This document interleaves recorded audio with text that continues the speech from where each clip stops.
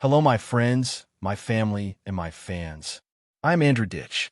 I have been diagnosed with autism and intellectual disability. Today, I want to talk about a really important topic. This is very important for millions of other adults with autism.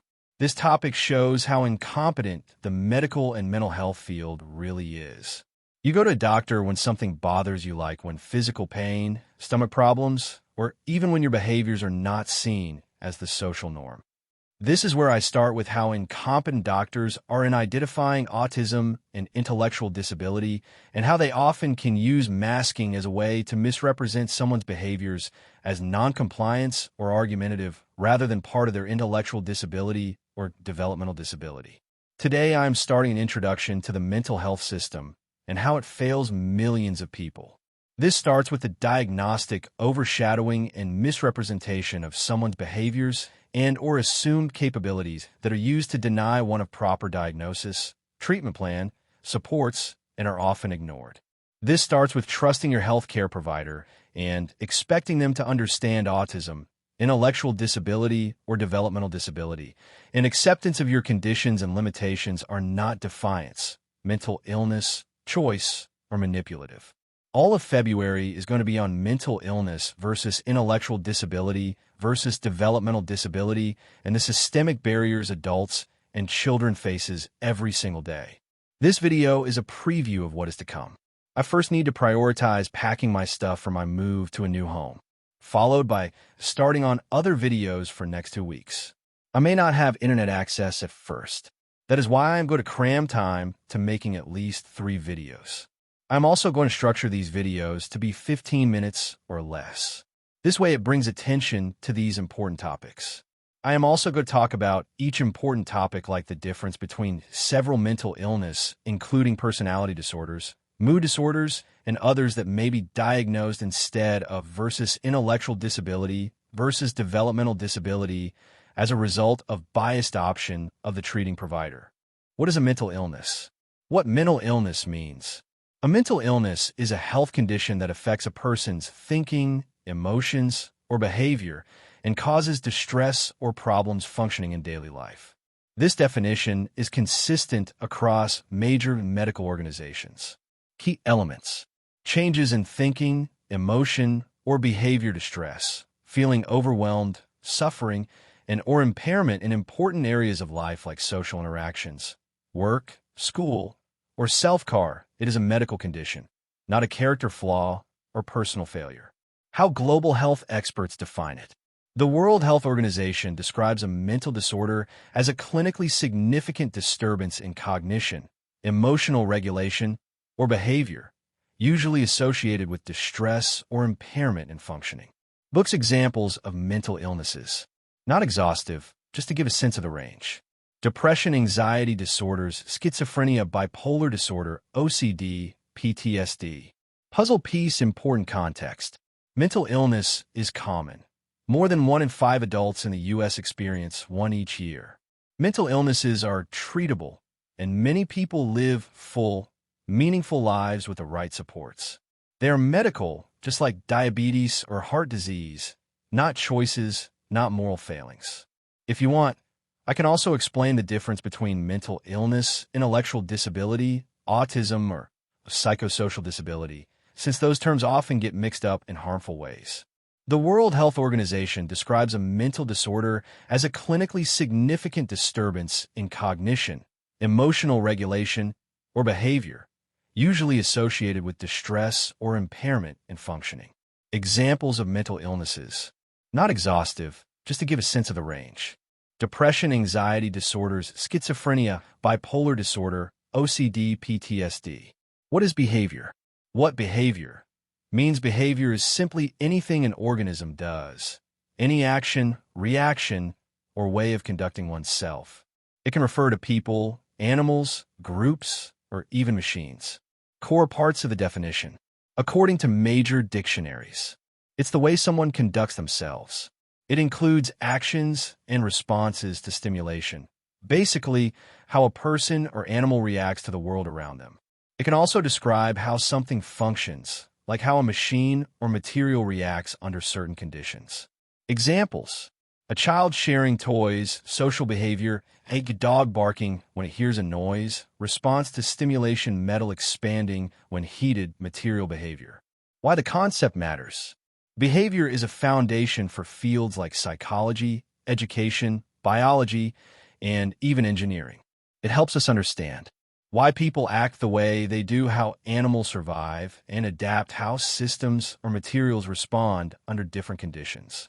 If you want, I can also explain the difference between behavior, symptoms, traits, and coping strategies, terms that often get mixed up, especially in disability and mental health conversations. What is a developmental disability? What is a developmental disability? A developmental disability is a lifelong condition that begins during the developmental period, usually before age 22, and affects a person's physical, learning, language, or behavior abilities. These conditions can impact day-to-day functioning and typically last throughout a person's life. This definition aligns with the CDC and NIH. Key features: starts early in life, before adulthood, affects development in areas like learning, communication, mobility, or self-care, often lifelong, and may require ongoing support, can be intellectual, physical, or both. Examples of developmental disabilities: autism spectrum disorder, intellectual disability, cerebral palsy, Down syndrome, Fragile X syndrome, fetal alcohol spectrum disorders, ADHD, a neurodevelopmental disorder. What causes developmental disabilities? Causes vary and are often a mix of factors. According to the CDC, genetics, parental health, or behaviors during pregnancy, birth complications, early life infections, exposure to toxins like lead. Developmental disability versus intellectual disability. Intellectual disability is one type of developmental disability. Developmental disabilities are broader and can include physical or neurological conditions without intellectual impairment. Are emotional outbursts common with people with autism, ADHD, and intellectual disability? Yes, emotional outbursts are very common in people with autism, ADHD, and intellectual disability, and the research you pulled up strongly supports this. Let me break it down clearly and respectfully using the sources we found. Are emotional outbursts common?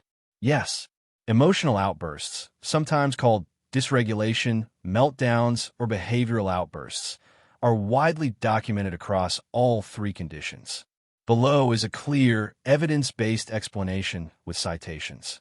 Autism. Emotional dysregulation is extremely common in autistic people. Sources describe intense emotional reactions to sensory overload, changes in routine, or unexpected events, difficulty returning to baseline after becoming upset, meltdowns caused by overwhelming sensory, emotional, or cognitive stress, not bad behavior, but a neurological response. These reactions are involuntary and tied to how the autistic nervous system processes information. ADHD.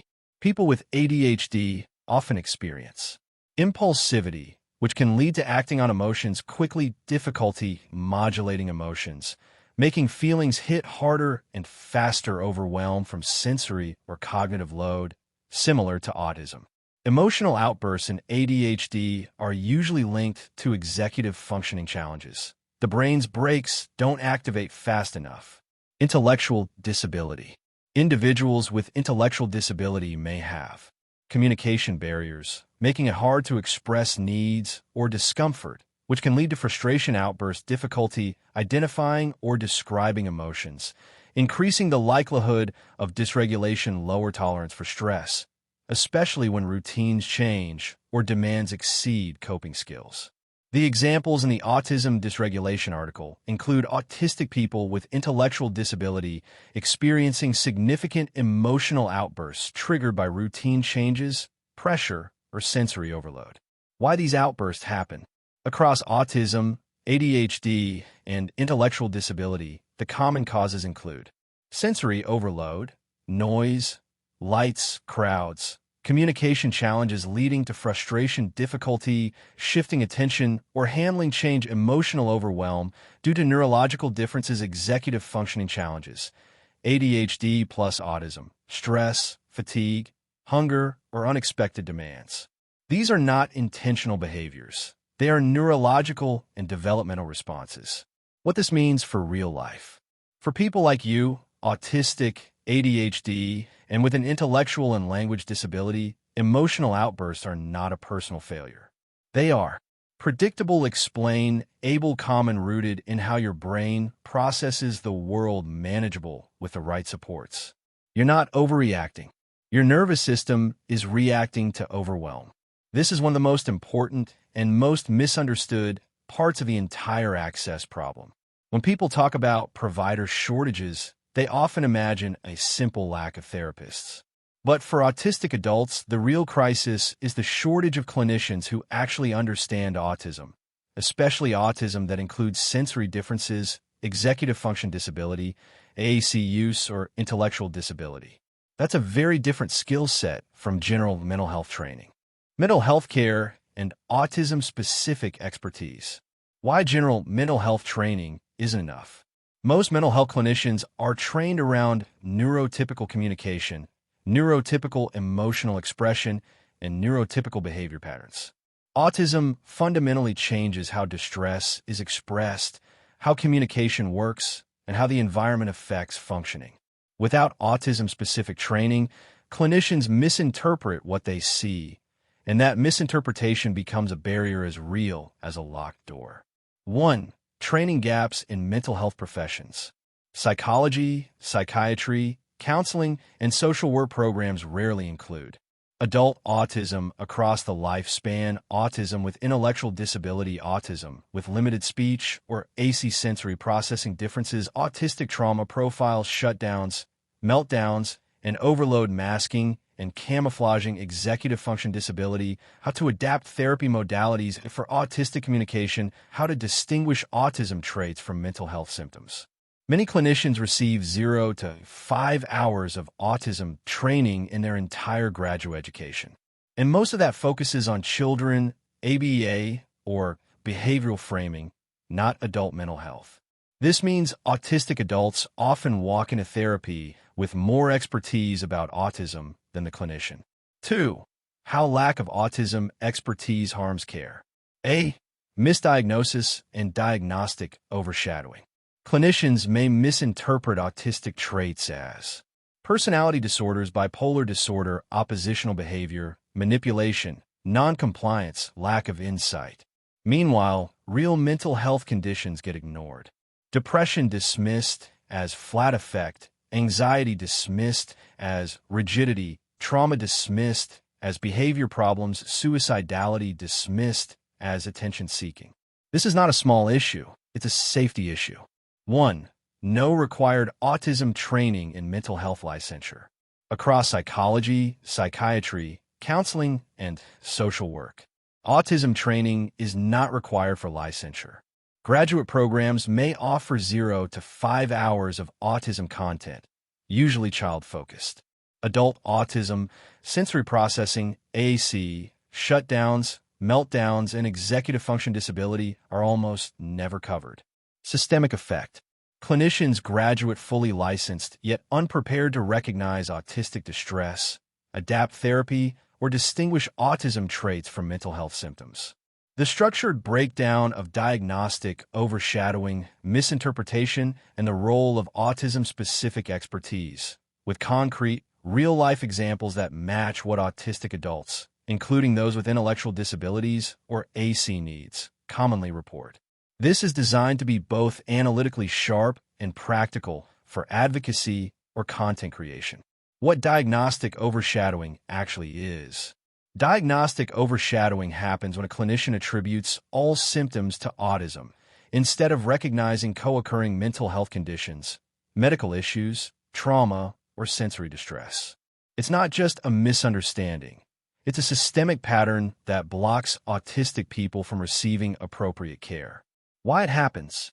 Without autism-specific expertise, clinicians often misread autistic communication, misinterpret sensory overload as behavior, assume autistic people don't feel emotions the same way, underestimate pain, distress, or trauma, over-rely on stereotypes, rigid, childlike, manipulative, high-functioning, lack training on autistic shutdowns, meltdowns, masking, or burnout.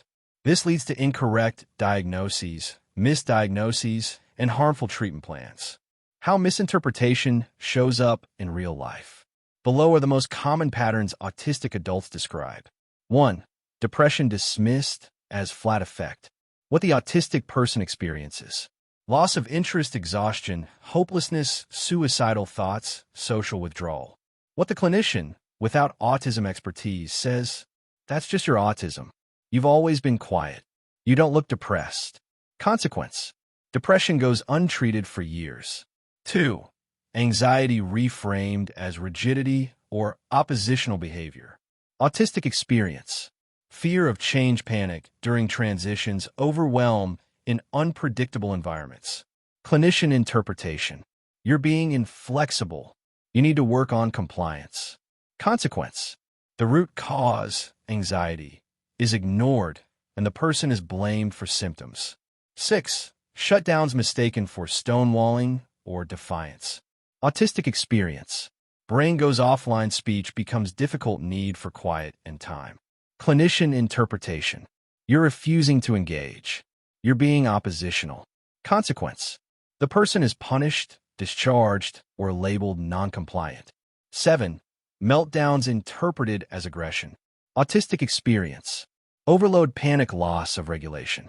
Clinician interpretation. You're dangerous. You're acting out. Consequence. Crisis teams or police may be called instead of providing support. 1.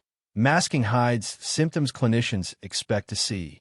Masking is the learned survival strategy of suppressing autistic traits to appear normal enough to avoid punishment, bullying, or misunderstanding.